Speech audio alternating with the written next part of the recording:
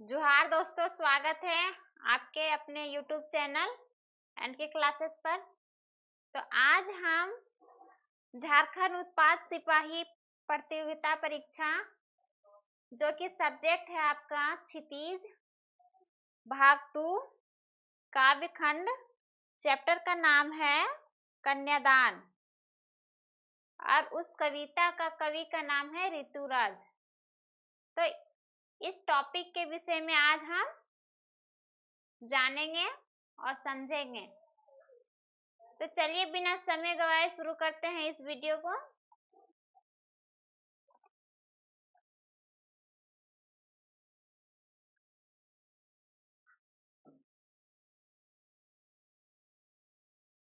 कवि का नाम है ऋतुराज। तो पहले हम कवि के बारे में जानेंगे। ऋतुराज का जन्म सन 1940 में भरतपुर राजस्थान में हुआ। ऋतुराज का कब जन्म हुआ? 1940 में।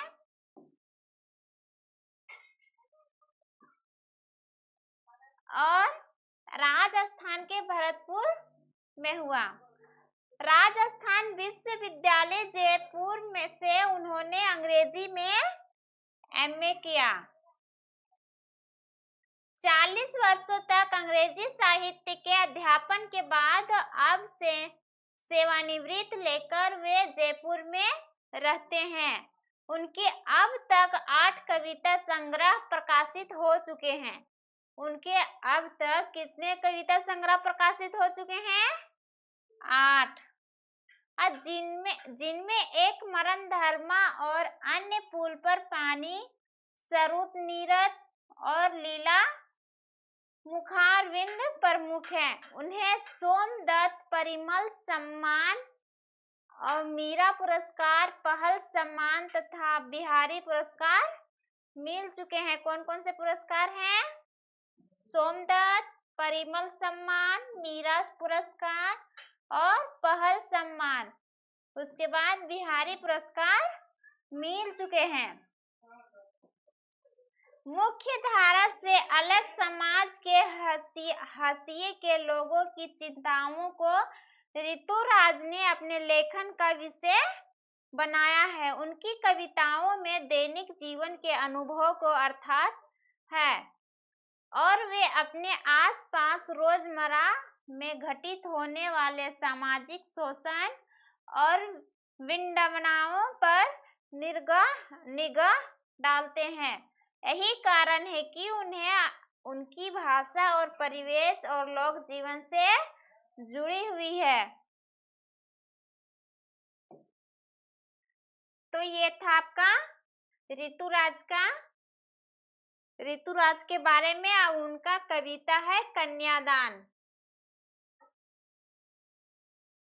कितना प्रामाणिक था उसका दुख, लड़की को दान में देते वक्त जैसे वही उसकी अंतिम पूंजी हो। लड़की अभी सयानी नहीं थी, अभी इतनी भोली सरल थी कि उसे सुख का आभास तो होता था लेकिन दुख बाँचना नहीं आता था। पाठिका थी वह धुंधले प्रकाश की, कुछ तुकों और कुछ लयबद्ध पंक्तियों की। माँ ने कहा, पानी में झांककर अपने चेहरे पर मत रीझना। आग रोटियां सेकने के लिए है, जलने के लिए नहीं। माँ ने बता रही है अपनी बेटी को। वस्त्र और आभूषण शाब्दिक भ्रमों की तरह बंधन है स्त्री जीवन के। माँ ने कहा, लड़की होना पर लड़की जैसी दिखाई मत देना। तो वो कविता था जिसका व्याख्या यहाँ पे है। इस कविता में कवि ने माँ के उस पीड़ा को व्यक्त किया है जब वह अपनी बेटी को विदा करती है। जब कोई माँ अपनी बेटी को विदा करती है उस समय माँ को लगता है जैसे उसने अपने जीवन भर की पूंजी गवा दी अब माँ के हृदय में आशंका बनी रहती है कि कहीं ससुराल में उसे कष्ट तो नहीं होगा। अभी वे भोली है। विवाह के बाद वह केवल सुखी जीवन की कल्पना कर सकती है, किंतु जिसने कभी दुख देखा नहीं। जब बेटी का शादी नहीं हुआ रहता है तो उससे पहले दुख नहीं देखा है, इस कविता में बताया गया है। वह भला दुख का सामना कैसे करेगी? कवि कहते हैं कि सुख सौभाग्य को वह अबोध बेटी पढ़ सकती है, परंतु अनचाहे दुखों को वह पढ़ और समझ नहीं सकती। माँ अपनी बेटी को सीख देते हुए कहती है, माँ ने अपनी बेटी को सीख देते हुए कहती है कि प्रतिबिंब देखकर, मतलब आईना देख के अपने रूप सौंदर्य पर मत रिझना, यह अस्थाई नहीं है। माँ दूसरी सीख देते हुए कहते हैं कि आग का उपयोग खाना बनाने के लिए होता है, इसका उपयोग जलने या जलाने के लिए मत करना। यह सीख उन मानसिकता वाले लोगों पर कटाक्ष है जो दहेज के लालच में अपनी दुल्हन को क्या करते हैं, जला देते हैं। पहले वैसे होता था। और तीसरी सीख देते हुए माँ ने कहती है, वस्त्र आभूषणों को ज्यादा महत्व मत देना। वस्त्र और आभूषणों को ज्यादा महत्व मत देना, ये स्त्री जीवन के बंधन है, इनसे ज्यादा लगाव अच्छा नहीं है। और माँ कहती है, लड़की होना कोई बुराई नहीं है, परंतु लड़की जैसी कमजोर असहाय मत दिखना। जरूरत पड़ने पर कोमलता और लज्जा आदि को परे हटाकर अत्याचार के प्रति आवाज उठाना। मतलब अगर गलत हो रहा है तो उसके साथ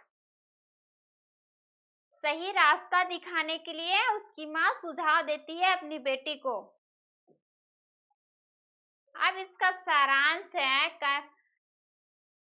इस कविता का सारांश है कि कन्यादान कविता में माँ बेटी को स्त्री के परंपरागत और आदर्श रूप से हटकर सीख दे रही है। कवि का मानना है कि समाज व्यवस्था द्वारा स्त्री के लिए आचरण संबंधी जो प्रतिमान गढ़ लिए जाते हैं वे आदर्श के मुलम्मे में बंधन होते हैं। कोमलता के गौरव में कमजोरी का उपहास छिपा रहता है।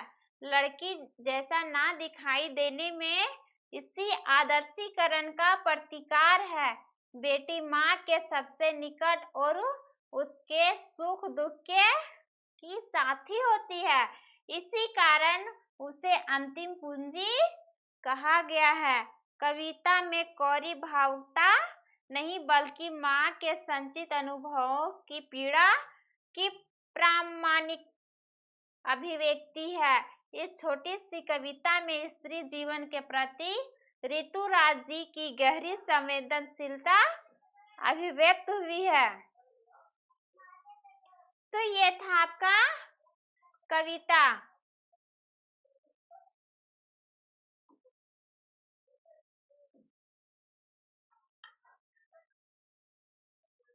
तो दोस्तों आज हमने कन्यादान कविता के बारे में समझाएं। तो यह वीडियो आपको पसंद आया हो तो लाइक करें और दोस्तों के साथ शेयर करें और हमारे चैनल को सब्सक्राइब करें। मिलते हैं अगले वीडियो में एक और नए टॉपिक जो कि इसी का MCQ है। Thank you.